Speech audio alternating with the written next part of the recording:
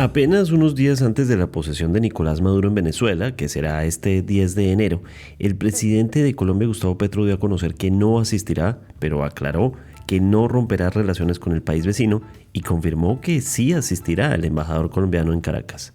¿Cómo entender esta postura? Que parece dividir a quienes creen que hay que conservar las mejores condiciones para los colombianos en la frontera frente a quienes consideran que no se puede legitimar la movida de Maduro. Y en una situación apenas comparable con los retos que hacía el opositor ruso Alexei Navalny al presidente Vladimir Putin en Rusia, existe la posibilidad de que Edmundo González intente aparecer en Venezuela el día de la posesión, pero las calles ya se encuentran militarizadas. Desde Caracas, la corresponsal Ana Rodríguez nos cuenta cómo se vive la tensión a contrarreloj. Entre tanto, hablamos con el profesor Ronald Rodríguez del Observatorio Venezuela de la Universidad del Rosario acerca del panorama que plantea esta situación regional. Hoy es jueves 9 de enero. Mi nombre es Carlos Solano y este es el Café de hoy del Tiempo.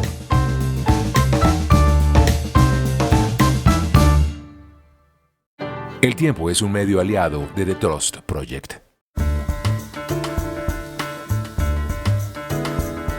El ambiente no puede estar más caldeado a unas horas de la posesión de Nicolás Maduro como presidente de Venezuela nuevamente después de las elecciones del 28 de julio, elecciones que no han sido reconocidas por muchos países, que según las actas que ha obtenido la oposición se demuestra que sería un resultado fraudulento y que la posesión de Nicolás Maduro no sería, a la luz de estas voces, legal.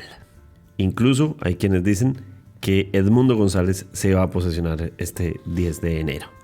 Podría decirse que la jornada comienza este mismo jueves 9 de enero porque la oposición liderada por María Corina Machado ha convocado a los venezolanos en todo el mundo, particularmente en Colombia, a que se manifiesten. Esto es parte del llamado que hizo María Corina a través de redes sociales.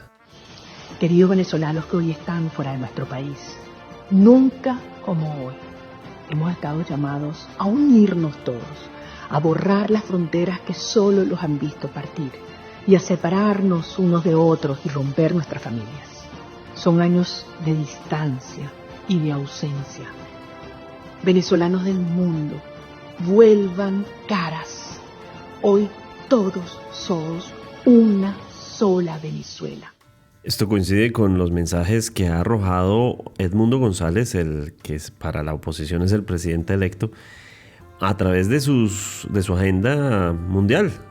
Se ha reunido con Joe Biden, se ha reunido con otros líderes mundiales y su visita en Panamá en las últimas horas fue movimentada a tal punto que Nicolás Maduro, en una de sus alocuciones presidenciales, dijo lo siguiente.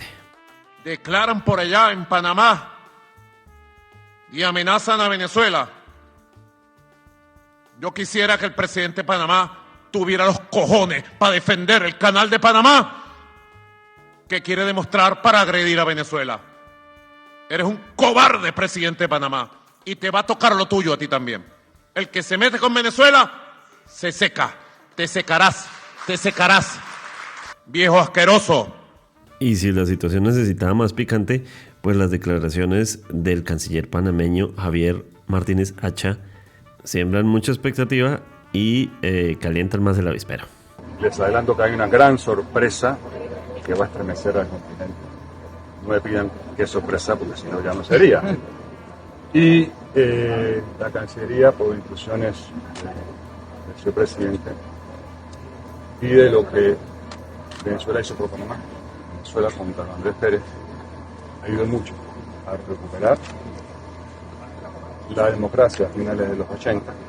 ¿A qué se refiere el canciller? No es claro si es sobre si lo van a ayudar a Edmundo González a ingresar a Venezuela. Pero si eso llegara a pasar, las declaraciones de Diosdado Cabello han sembrado aún más incertidumbre debido a la violencia propia de sus palabras habitualmente.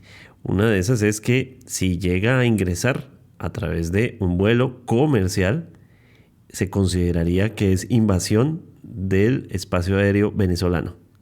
Y las consecuencias militares son estas, según Diosdado Cabello. Ahora ellos deciden violar el espacio aéreo, estarían corriendo un gravísimo riesgo. El espacio aéreo de los países está resguardado, asegurado.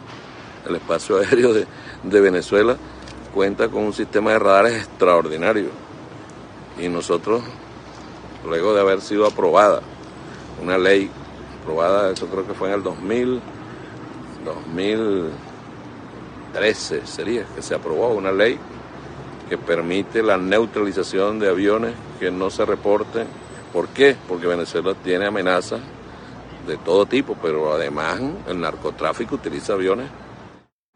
La tesis de lo que vienen es a invadir un país. Yo les recomiendo, o sea, si viene en un avión particular. Yo les recomiendo que no se pongan a inventar. Que no se pongan a inventar. De todas maneras, aquí les daremos un recibimiento que se merece. Y esto dijo de María Corina Machado. ¿Y si ese día sale María Corina? Ya veremos qué pasa. Yo creo que está como deseosa que la agarren. Todo se irá desarrollando de acuerdo a los eventos que ellos decidan hacer. Esto, por supuesto, no ha silenciado las voces de muchos venezolanos fuera de Venezuela que se han manifestado. En Bogotá, por ejemplo, esto han dicho voceros de diferentes organizaciones. Por ejemplo, esto le dijeron a City TV. Por cesar esos secuestros y todas esas torturas que están pasando en este momento. Ahorita Venezuela está militarizada por esas organizaciones criminales de Maduro y su cúpula, y nosotros vamos a dar oraciones junto a la iglesia, al Padre, para poder proteger, pedir protección por todos nuestros hermanos venezolanos que están sufriendo la arremetida de Maduro.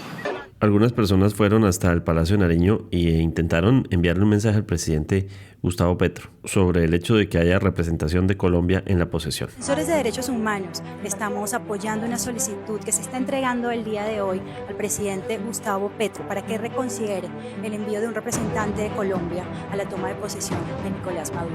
Desde el sector político venezolano que hace vida en Colombia, apoyamos a la sociedad civil, las ONG y los defensores de derechos humanos. Desde las organizaciones de la sociedad civil hacemos un llamado a la defensa de la democracia, la defensa de los derechos humanos, parte de no reconocer a los regímenes autoritarios. En ese sentido, durante estas semanas ha habido múltiples voces que le han pedido al presidente una postura clara sobre el tema y que no envíe una representación a la posesión.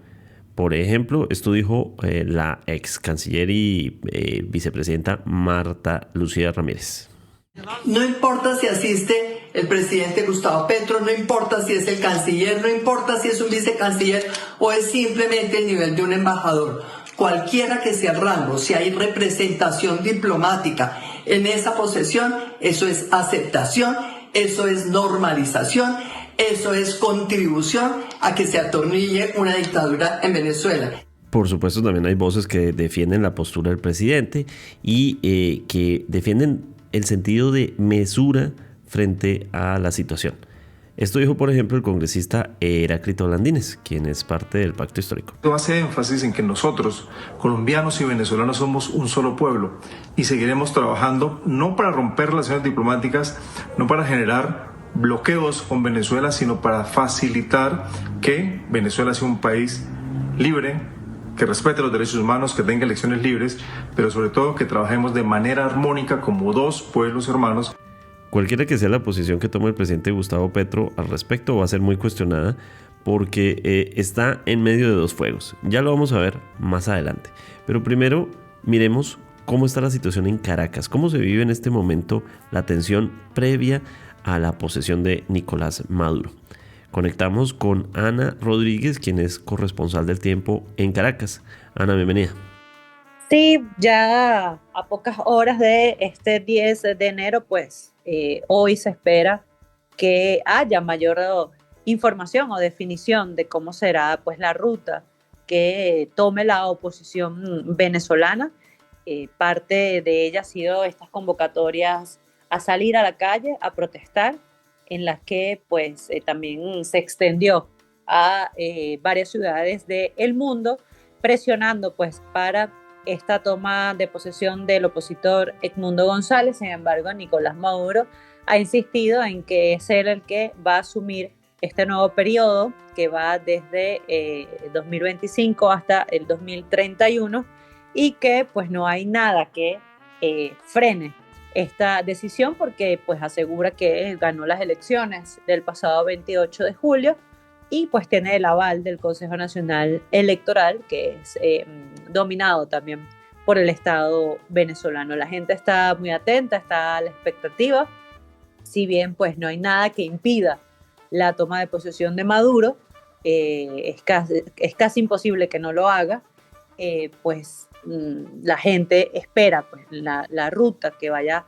a determinar la oposición, que como sabemos pues Edmundo González se encuentra en el exterior y justamente hoy será recibido por el presidente de República Dominicana, donde también se esperan ciertos actos de apoyo. Para ello también ha ido gran parte de los expresidentes que conforman el Grupo IDEA, esta iniciativa de democracia en las Américas, y ellos insisten en que van a acompañar a Edmundo González en todo el proceso que empieza a partir de hoy. Creo que entre los temas que más preocupan a los venezolanos precisamente es la seguridad alrededor de la posesión, lo que pueda significar para quienes se manifiesten, para quienes salgan a las calles. En general, ¿cómo se siente en este momento en Caracas eso? Sí, ya desde hace más de una semana, según órdenes del ministro de Interior y Justicia, Diosdado Cabello, las fuerzas de seguridad, pero en especial policía y contrainteligencia, es la que ha estado desplegada en las principales ciudades del país, pero con mucho énfasis, por supuesto, en Caracas, en la capital, y en puntos estratégicos como frontera, como aeropuertos, puntos de control y también estaciones de metro para pues chequear cada movimiento de los ciudadanos. Esto ha generado mucha incomodidad, pero también mucho temor, porque recordemos que luego de las elecciones, pues estas fuerzas de seguridad encarcelaron a más de 2.500 personas, y esto sin duda pues sembró mucho temor en la población. Hasta el día de hoy suman más de 1.500 detenidas todavía, y aunque salieron en libertad los menores de edad, que eran unos 150, pues esto impactó mucho a la gente que pues por lo general veía como estas encarcelaciones como a los políticos o defensores de derechos humanos, periodistas, o sea, eran un poco lejanas aún a la población, y luego del 28 pues se encontraron con la realidad de que no solamente las persecuciones se dan contra personas políticamente activas, sino también fue contra la sociedad civil, y esto pues generó mucho temor, y la gente ha preferido no salir tanto a la calle en estos momentos, resguardarse lo más que pueda para evitar cualquier episodio o escenarios que se puedan repetir que terminen con encarcelamientos y desapariciones forzadas. Una situación que parece como sacada de una película es la idea de que se pudieran posesionar al mismo tiempo dos presidentes. ¿Existe la posibilidad real de que Edmundo González esté allí y se posesione de alguna forma, o simbólicamente, pero en medio de toda la situación? Pues la probabilidad, yo creo que, de que sea una posesión dentro del territorio es muy baja, porque pues cómo va a entrar Edmundo y si entra, ¿ante quién va a tomar posesión? ¿Ante la gente como juró Guaidó, o ante quién lo va a hacer? Porque la Asamblea Nacional está controlada por el chavismo, entonces es un poco probable que eso ocurra, ¿no? Y lo que sí podría verse es una posesión de Edmundo afuera y una aquí en Caracas con Nicolás Maduro. Eso puede ser un escenario, aunque Edmundo González ha dicho que eso no va a ocurrir, y la misma María Corina lo ha indicado, pues es algo que está sobre la mesa, y es algo que pudiera pasar, ¿no? Y entrar en ese nuevo ciclo de dos presidentes, como todavía en este momento existen dos parlamentos y dos tribunales de justicia. El otro tema, Ana, son las delegaciones diplomáticas que van a asistir a la posesión. ¿Qué sabemos hasta este punto de ese escenario en el que está Colombia como uno de los principales protagonistas? Pero por supuesto también de qué otros países estamos esperando ver allí en la posesión de Nicolás Maduro. Sí, pues hasta ahora no tenemos mayor información. De hecho, la Unión Europea había emitido un comunicado hace unos días explicando que sus representantes no asistirán a la toma de posesión, sus representantes acá, es decir, los embajadores miembros de la Unión Europea, o ayer se conoció que en la representación española tampoco asistiría a la toma de posesión y pues ya esto sería un grueso, ¿no?, de no asistentes, porque la mayor parte de representantes diplomáticos acá se concentra en funcionarios de la Unión Europea. Por parte de América Latina, es más que seguro que veamos la representación de embajadores y de presidentes. Lo más probable es que veamos a Daniel Ortega de Nicaragua y Díaz-Canel de Cuba. No vemos mayor presencia de mandatarios de la región acá en Venezuela. Del resto serían a bajo nivel, que es decir, encargados de negocios o embajadores, de los pocos que quedan acá, porque ya Venezuela no tiene relación con ocho países de la región, es decir, casi toda América Latina, y bueno, pues las islas del Caribe, que son bastante aliadas de Maduro, no han emitido comunicados por los momentos. Suponemos que vendrán igualmente embajadores de las islas del Caribe o en caso, por ejemplo, San Vicente y las Granadinas, quizás veamos al primer ministro Ralph González, que también es un fuerte aliado de Maduro, pero del resto no creemos pues que haya mayor presencia en el país. Y está el otro tema, Ana, que es los presos políticos. Se habla de más de 1.500 presos políticos. ¿Qué va a pasar con ellos? ¿Qué se espera en este escenario? Ha habido desaparecidos en las últimas horas que incluso el mismo presidente Gustavo Petro ha mencionado en sus declaraciones. Sí, no hay mayor información. De hecho, hace unos días un grupo había iniciado una huelga de hambre en una de las cárceles, en la cárcel de Tocuyito, pero esto no generó mayor impacto en las autoridades. De hecho, las organizaciones de derechos humanos siguen insistiendo en que se otorgue las excarcelaciones de estas personas, y esto pues este número ya creció porque en las últimas horas vimos al menos 11 detenciones arbitrarias, mejor dicho, desapariciones forzosas, porque a esta hora no se sabe dónde están, y entre estos casos resalta el del señor Carlos Correa, que es periodista y es director de la organización Espacio Público, una organización muy importante acá en Venezuela que se encarga de la defensa de la libertad de expresión, de la defensa de todos los derechos que tienen que ver con la información y en la defensa también de periodistas en sí. Esto pues ha golpeado mucho al gremio periodístico acá en el país y a la mayoría de los defensores de derechos humanos,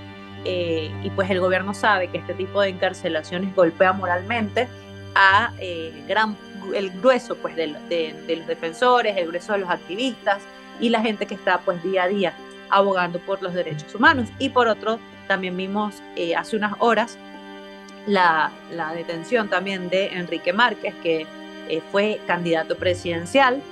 Él junto a Edmundo González representaban los dos únicos candidatos opositores, porque el resto pues sabemos que estaba alineado con Nicolás Maduro, pero Enrique Márquez también ha sido un motivo de desmoralizar a los sectores opositores, pero también con un mensaje muy claro, porque Márquez representaba ese sector moderado, no tan radical, no un ala tan dura pues como María Corina Machado, sino una oposición un poco más moderada, como ellos lo llamaban, y de hecho agrupaba también a lo que se llama acá el chavismo disidente, que son ex chavistas y que creen aún en el proyecto de Hugo Chávez, pero se separaron de Nicolás Maduro.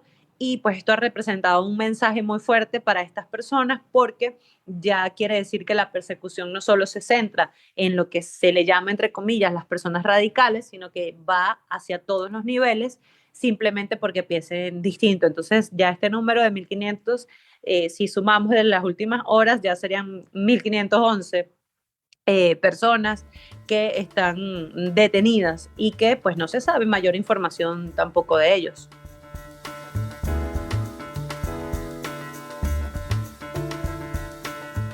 Como al parecer la decisión de la mayoría de gobiernos es no apoyar, no respaldar el gobierno nuevo de Nicolás Maduro, países como por ejemplo Chile o Brasil ya han manifestado su desacuerdo. Es probablemente este el principal primer reto del presidente Gustavo Petro en el 2025, por lo menos en su agenda internacional. Y asimismo para su canciller Luis Gilberto Murillo y para la posición estratégica. Como hablábamos, algunas voces le piden mesura, otras le piden acción. ¿Cómo entender esta posición? Hemos convocado al profesor Ronald Rodríguez del Observatorio Venezuela de la Universidad del Rosario, investigador en temas políticos e internacionales. Bienvenido, profesor. Carlos, gracias por la invitación. Profesor, desde su punto de vista, ¿qué va a pasar este 10 de enero? Porque no es solo la posesión, es también pues a lo película, muy parecido a como fue en su momento la llegada del opositor ruso Alexei Navalny a Rusia en el momento en el que Vladimir Putin termina deteniéndolo, y esto llevó a un desenlace fatal. ¿Qué va a pasar si, por ejemplo, Edmundo González también decide aparecerse? ¿O qué va a pasar con la oposición? ¿O qué va a pasar en general? ¿Cómo lo ven desde su punto de vista? Bueno, realmente todavía no hay certeza, pero hasta el momento lo que tenemos claro es que todo parece indicar que Nicolás Maduro se va a posesionar. No hay nada que nos permita decir que va a ocurrir algo diferente.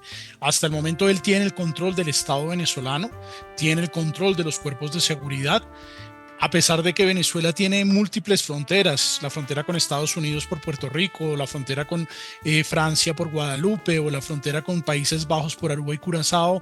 La realidad es que la única frontera viva de Venezuela es la frontera con Colombia, los 2.219 kilómetros, y para que Edmundo González Urrutia pues ingrese a territorio venezolano, tendría que hacerlo por alguno de los pasos fronterizos.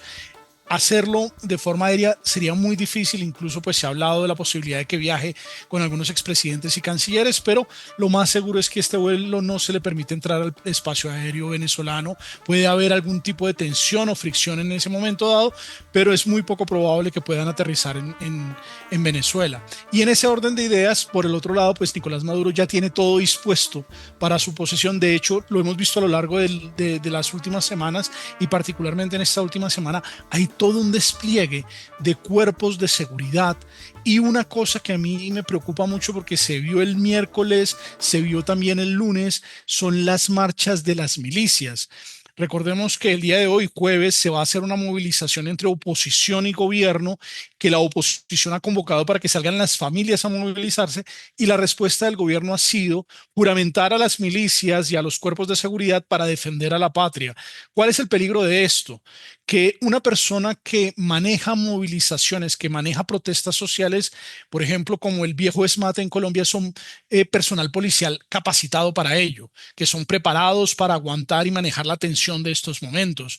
La milicia es un cuerpo que hace parte de la Fuerza Armada Nacional Bolivariana, pero que en la práctica son civiles que reciben unas cuantas horas de adiestramiento, pero que no tienen la formación ni la capacidad para soportar una situación de tensión. Entonces, los vemos marchando estos días con armas largas, con armas automáticas, y esta es la gente que va a poner el oficialismo para contener la movilización opositora. Eso es quizá un muy mal caldo de cultivo, porque estamos sumando factores que pueden dar lugar a una situación muy violenta el día de hoy en Venezuela. Estas movilizaciones pueden terminar muy mal si la cordura por parte de los actores no se mantiene. Tristemente, del lado venezolano no la vamos a encontrar. Ellos están decididos a permanecer en el poder, así tengan que usar la fuerza. Y del lado de la oposición, la bandera de llegar hasta el final se ha impuesto, y no sabemos cuál va a ser el comportamiento en caso de que se presente alguna confrontación. Así que hoy jueves y mañana viernes vamos a tener unas situaciones muy complejas en el hermano país. Profesor, también hay que decirlo que tristemente, como se ha visto en muchos casos históricos de dictadores, el régimen venezolano está siguiendo el manual de dictador. En este caso, algunas voces señaladas como opositores están desaparecidos, no se sabe de su paradero, y desde diferentes instancias, incluyendo el presidente Gustavo Petro, han pedido que aparezcan. Por ejemplo, Enrique Márquez. ¿Cómo entender este escenario? Lamentablemente sí, la dictadura de Nicolás Maduro, sobre todo después del 28 de julio y particularmente desde que ascendió como ministro de Interior, Justicia y Paz, Diosdado Cabello, ha decidido decantarse por una estrategia de represión. Y cuando hablamos de represión, no hablamos de represión únicamente con los actores políticos, como ya es tradicional en Venezuela que los líderes políticos tienen que salir huyendo por las dinámicas de persecución o contra periodistas o incluso contra defensores de derechos humanos. Y he de señalar incluso contra colegas, contra académicos. No, ahora la dinámica incluso va con los familiares.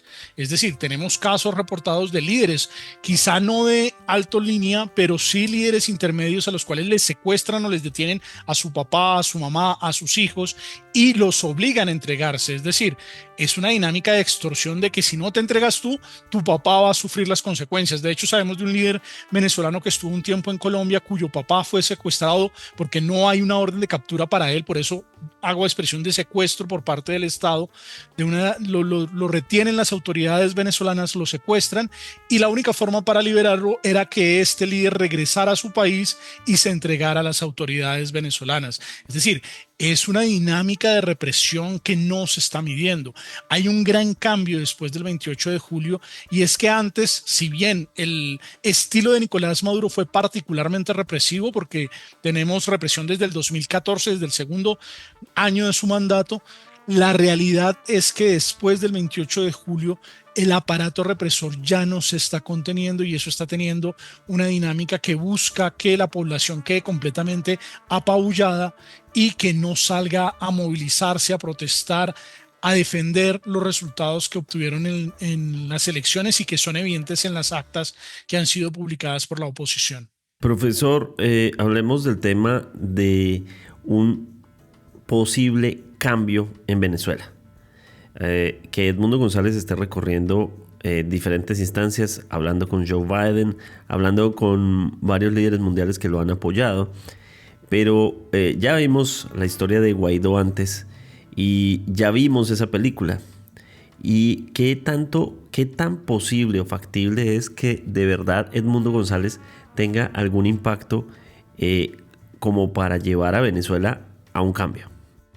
Carlos, lamentablemente no hay una señal, un síntoma que nos permita decir que el régimen va a caer. Las dictaduras rara vez logran tener esta dinámica. De hecho, lo veíamos en el caso sirio. La familia al-Assad llevaba más de 50 años en el ejercicio del poder y su marchitamiento y caída ocurrió a la vuelta de unos pocos meses.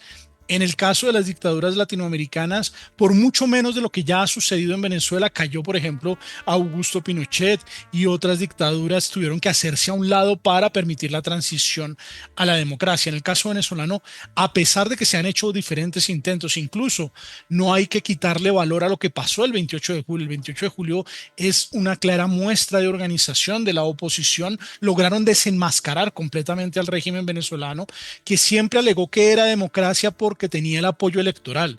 La oposición logró evidenciar que ese apoyo electoral ya no existe, que la mayoría de los venezolanos no están con el proyecto de revolución bolivariana. Sin embargo, todo lo que estamos viendo el día de hoy, las movilizaciones, lo que va a hacer el día de mañana, son una dinámica para tratar de generar que se cause un quiebre, que se genere esa ruptura que da lugar a la salida de los dictadores. Cuando Marcos Pérez Jiménez, el último dictador militar de Venezuela, estaba en el ejercicio del poder, 2 días antes de que se tuviese que ir en el avión presidencial al que denominaban la vaca sagrada, no se sabía que iba a caer la dictadura.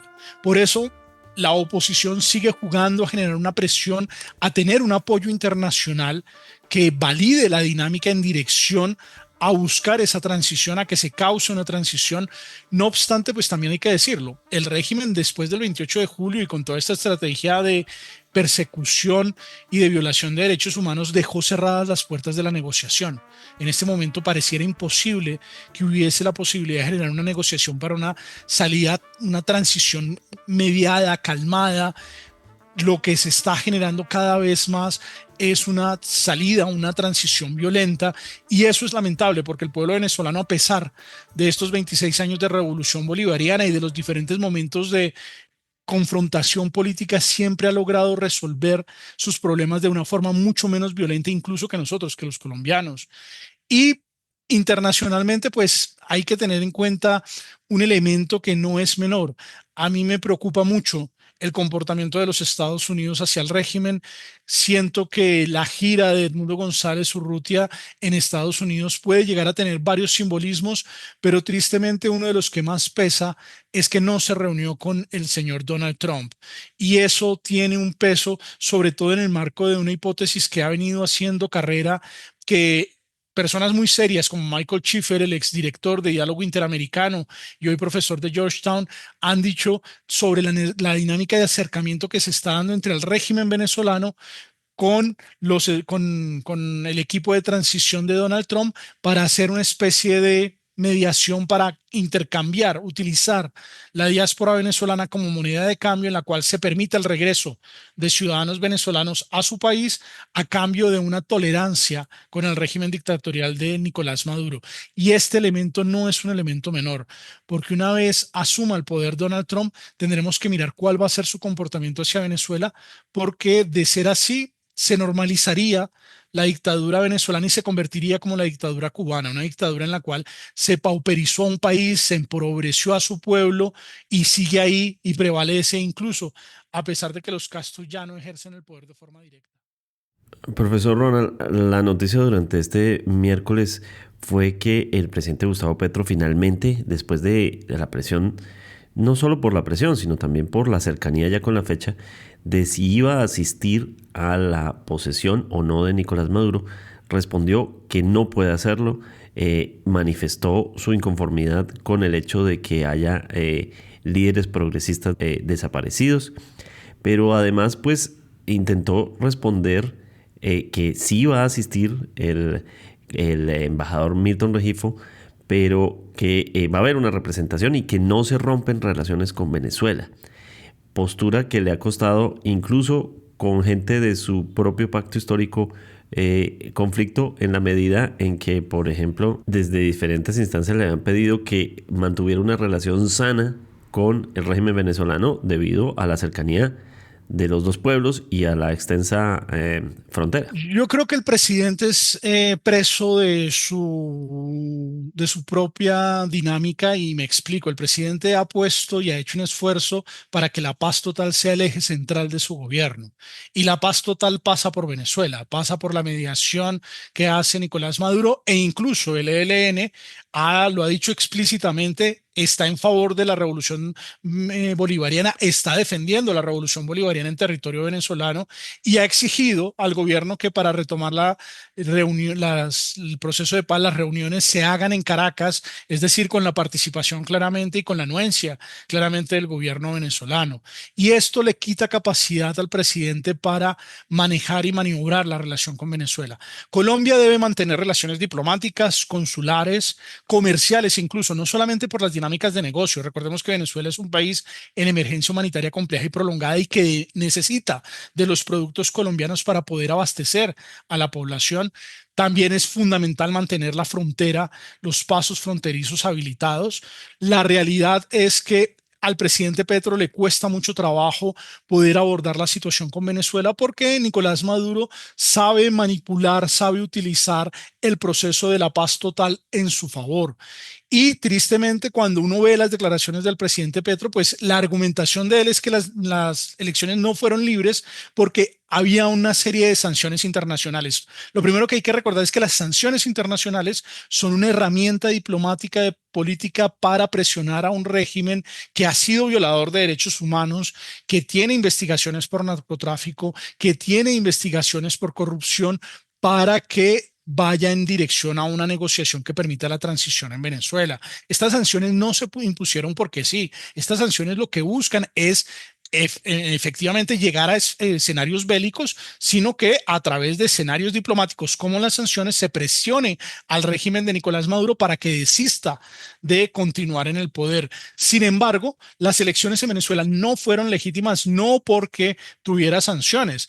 No fueron legítimas, pero porque el régimen venezolano hizo todo lo posible para que la oposición no pudiera participar, para que sus principales líderes no fueran candidatos, para que lo hicieran en una completa condición de desventaja y aún así la oposición logró arrebatarle el poder electoral al régimen venezolano. Aún así, logró demostrar que la mayoría de los venezolanos, con las actas publicadas por la oposición en Internet, que la mayoría de los venezolanos están con las filas opositoras y ya no con el oficialismo. Y obviamente pues el presidente Petro, que ha sido muy dado a repetir narrativas del régimen venezolano y que incluso, hay que decirlo también, tiene ciertos niveles de simpatía. No olvidemos que la senadora Gloria Flores, cabeza del partido político del presidente, estuvo hace un par de meses en Venezuela en el encuentro interparlamentario antifascista, que era básicamente algunos actores políticos que siguen apoyando a la revolución bolivariana, y estuvo participando en este espacio. Y uno dice, bueno, la principal cabeza del partido político del presidente asiste a este evento, eso significa que lo hizo con anuencia del presidente. No sería lógico que hubiese asistido a este evento si el presidente no le hubiese dado el visto bueno. Y eso pone en complejidad la situación con Venezuela. Debemos mantener una relación entre estados. Es muy difícil porque es una dictadura. No es la única dictadura con la que tenemos relaciones, pero sí la única dictadura que tenemos como vecina directa y particularmente con la cual guardamos una gran interdependencia. ¿Cómo quedan ahí los dos pueblos en torno a la frontera, el colombiano y el venezolano? Hay mucha perspicacia sobre si, por ejemplo, una postura rígida o cerrada ante el régimen venezolano pues puede significar cierre de fronteras o perjuicios a los diferentes pueblos y, por ejemplo, afectaciones comerciales. Pero la posición contraria también puede tener consecuencias. ¿Cómo entender realmente qué puede pasar ahí? Sin lugar a duda, yo creo que la población de la zona de frontera es la más afectada por esta situación. De hecho, siempre ha sido despreciada por los gobiernos, particularmente Caracas y Bogotá, siempre le han dado la espalda a los habitantes de la zona de frontera. A pesar de que la relación se recuperó hace ya 2 años, casi 2 años y medio, la realidad es que la situación en la zona de frontera no mejora. Recordemos que la Defensora del Pueblo acaba de lanzar una alerta temprana en la cual reporta que Cúcuta, el área metropolitana y varias zonas del norte de Santander tienen problemas importantes por el crecimiento de organizaciones criminales que han logrado posicionarse y que siguen peleando por espacios de territorio y por dinámicas de microtráfico que afectan la seguridad de la población. Es decir, en materia de seguridad no se mejoró, a pesar de que se normalizaron las relaciones. En materia migratoria, la población venezolana sigue saliendo, ya no se queda tanto en la zona de frontera, sobre todo porque para muchos venezolanos ya no es seguro estar en Colombia. Varias organizaciones de la sociedad civil venezolana han reportado que hay cuerpos de seguridad venezolanos operando en territorio colombiano en alianza con organizaciones criminales, y esto pues hace que no se sientan muy seguros en la zona de frontera. Y también hay que decirlo, la dinámica del comercio, si bien ha mejorado, prácticamente se ha triplicado desde el peor momento que fue el año 2020, que fue el momento de la pandemia, de cierre migratorio, de cierre de frontera, pero la realidad es que todavía hay mucho por recuperar y que los gremios venezolanos todavía no tienen la estabilidad económica que se requeriría para una, digamos, más dinámica relación comercial. Esa relación sigue siendo importante porque Colombia lleva bienes y servicios específicos muy importantes para un país que se encuentra aún en emergencia humanitaria compleja y prolongada. Tristemente, la población de frontera muchas veces es la que paga el plato roto, y si bien el presidente Petro tiene razón en decir que no se le puede dar la espalda a la población de frontera, también hay que decir que en los 2 años que llevamos, o 2 años y medio ya casi, que llevamos desde que asumió la presidencia, tampoco se han resuelto los problemas de la población. Es decir, se le sigue dando la espalda. La normalización de los pasos fronterizos, si bien evita algunos niveles de riesgo, los riesgos todavía siguen presentes en el área. Esto también tiene efectos en lo laboral, en el ambiente en el que vivimos. Tiene efectos para el pueblo colombiano, tiene efectos para la opinión de la gente sobre los venezolanos y para los mismos venezolanos como población flotante en Colombia, sean legales o ilegales. ¿Qué efectos puede tener esto en esa convivencia y además en la economía propia alrededor de la existencia de la convivencia de estos dos pueblos? Lamentablemente, el gobierno del presidente Petro, por mantener una línea de diálogo con el régimen de Nicolás Maduro, ha terminado repitiendo muchas de las narrativas que expresa la revolución bolivariana. ¿Que los venezolanos están regresando? No, no es cierto. Los venezolanos no se están regresando. Hay un número de venezolanos que incluso ya regularizados en Colombia han preferido irse hacia los Estados Unidos arriesgando la vida por el tapón del Darién porque sienten que el Estado colombiano no ha avanzado en la integración migratoria. Recordemos que al presidente Juan Manuel Santos le correspondió la acogida, al presidente Iván Duque la regularización y al presidente Petro le correspondía en lo que es esta política de Estado la integración migratoria. Sin embargo, se ha quedado completamente corto y la misma agenda nacional se ha complejizado por la dinámica que tiene el gobierno con diferentes sectores, como por ejemplo el de la salud.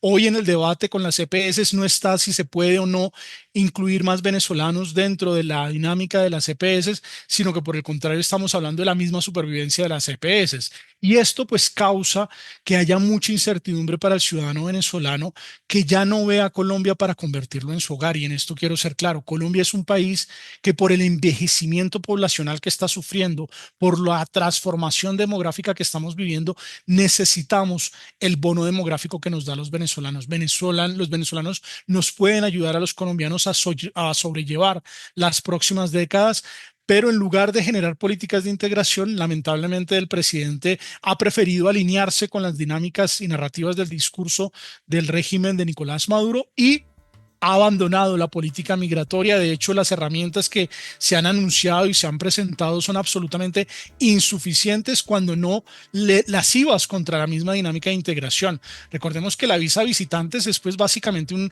desconocimiento de lo que pasa en Venezuela y la visa, el PEP tutor, básicamente retrocede en lo que venía siendo la instauración del PPT.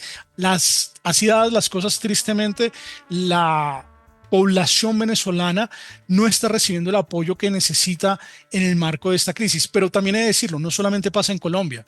Podemos ver el caso de Chile. El presidente Boric ha sido absolutamente categórico en condenar al régimen, incluso en la ruptura de relaciones con la dictadura de Nicolás Maduro, pero en materia migratoria parece ser el peor enemigo de los venezolanos. La legislación chilena que ha avanzado durante su gobierno está en contra del proceso de integración migratoria. Y todo esto ocurre cuando llega a los Estados Unidos un Donald Trump que ha utilizado la migración como una bandera de guerra, como un instrumento político para poner todos los problemas del Estado norteamericano y la política doméstica de los Estados Unidos en el eje de la migración.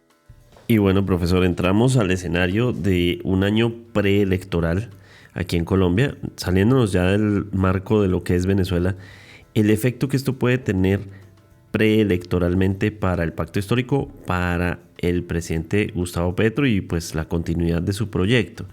Este es uno de los grandes, si no el más grande reto que tiene comenzando el año el presidente Gustavo Petro. ¿Cómo va a ser leído? ¿Cómo siente usted que está siendo leído políticamente esta situación? El presidente en su cuenta en Twitter ha manifestado que no asiste, entre otras, señalando que no está de acuerdo con la desaparición de líderes progresistas. Señala varios nombres en ese tuit, pero además también lo relaciona con la lucha bolivariana y con lo que significa la postura y la historia de Venezuela frente al imperio y frente a Estados Unidos. Entonces, ¿cómo entender esta posición políticamente, preelectoralmente para el presidente Gustavo Petro? Sin lugar a duda, el tema venezolano va a volver a incidir en la campaña política en Colombia. Lo hizo en 2018. De hecho, el presidente Petro ve en la migración venezolana y en la situación de la dictadura venezolana una de las causales de su derrota electoral en aquel año. Recordemos que teníamos en ese momento a los ciudadanos venezolanos recorriendo las ciudades, subiéndose al Transmilenio, diciendo voten muy bien, tomen una buena decisión, mire lo que nos pasó a nosotros. Y esa quizá fue una de las campañas más duras que tuvo que enfrentar el presidente Petro. Ya en la campaña de 2022, lo que se planteó fue la necesidad de recuperar, de retomar la relación bilateral entre los dos países y todos los candidatos estaban de acuerdo en eso. Solamente hubo uno que no quería la recuperación de las relaciones con Venezuela. Pero en este año que inicia ya una larga campaña, tanto al Congreso como a la Presidencia de la República, hay que tener en cuenta que el peso de Venezuela va a ser muy fuerte, sobre todo porque la izquierda democrática latinoamericana quedó muy mal parada con lo que está sucediendo en Venezuela. Recordemos que durante mucho tiempo el discurso de la revolución bolivariana es que ellos eran democráticos porque contaban con un apoyo electoral. Lo mismo que incluso dice el presidente de la República en Colombia. En el caso venezolano, cuando ya se logró demostrar que no tenían ese apoyo electoral, pues fue insostenible el carácter autoritario que tenía el régimen venezolano. Y eso le ha hecho mucho daño a la izquierda democrática, particularmente Lula, Sheinbaum y Petro. Tienen unos proyectos que buscan y que pretenden unas transformaciones importantes en sus respectivos países, pero no cuentan con ese apoyo electoral. Y lo que sucedió en Venezuela socava sus credenciales democráticas, muy diferente a lo que ha sido la posición de Boric en Chile, que se ha distanciado un poco más de estas posturas, ha criticado de forma muy fuerte al régimen venezolano. No obstante, el presidente Petro ha encontrado uno de sus talones de Aquiles en Venezuela y la oposición en Colombia ha encontrado cómo golpear las credenciales democráticas del presidente de la República, buscando los símiles entre Colombia y Venezuela, entre lo que pasó en los primeros años de revolución bolivariana y las confrontaciones políticas que hoy vive el país. Y ese discurso que alguna vez estuvo en el lenguaje político colombiano de que nos vamos a volver Venezuela, y que incluso en algún momento lo llegó a utilizar el propio Donald Trump, va a volver a aparecer sobre la mesa, y es un discurso que le resta mucha credibilidad al presidente por la cercanía o por la condescendencia que ha tenido con la dictadura venezolana. Es un momento difícil para el presidente, y su amistad con Nicolás Maduro le está costando bastante caro. Es bastante difícil para él poder defender cualquier tipo de ruptura con Venezuela. De hecho, pues si uno se fija, los argumentos que utiliza son argumentos que terminan justificando al régimen y cosas que el régimen venezolano ha dicho, y eso no deja de molestar a los colombianos, que además somos testigos directos de la desgracia venezolana, porque tenemos 2.800.000 venezolanos. Todos tenemos un amigo venezolano que nos cuenta lo que ha sucedido en Venezuela.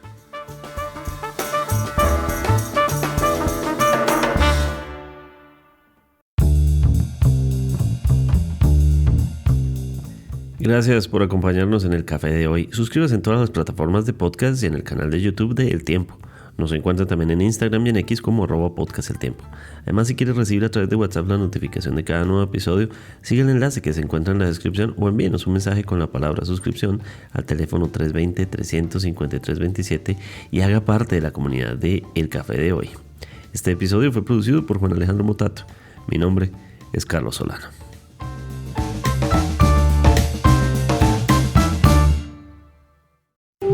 Podcast El Tiempo.